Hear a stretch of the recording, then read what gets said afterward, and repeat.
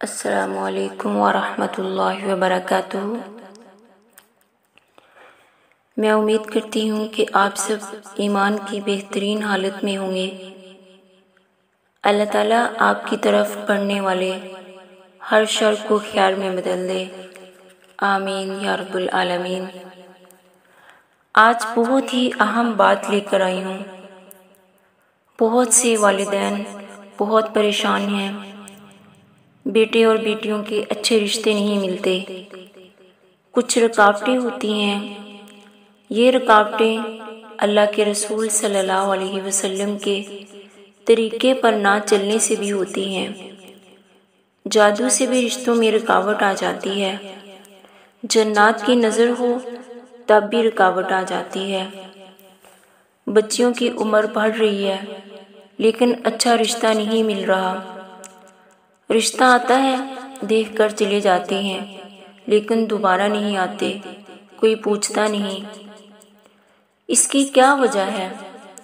اس کی وجہ دو ہی ہو سکتی ہیں، جادو ہوتا ہے یا عصیب ہوتا ہے۔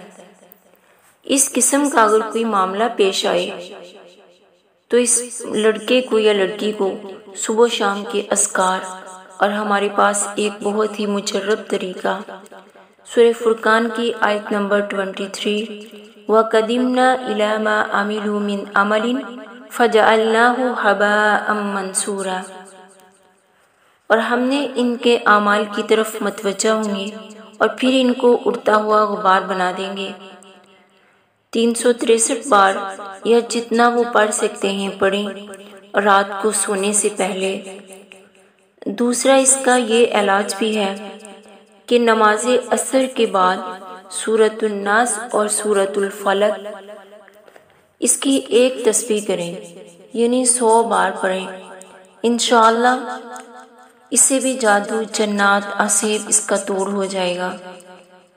رشتے کی جو رکاوٹ ڈالی گئی ہے وہ دور ہو جائیں گی انشاءاللہ، لیکن شرط یہ ہے کہ یہ سارے عمل خلوص نیت کے ساتھ کیے جائیں، یقین کے ساتھ کیے جائیں، تبھی فائدہ ہوتا ہے۔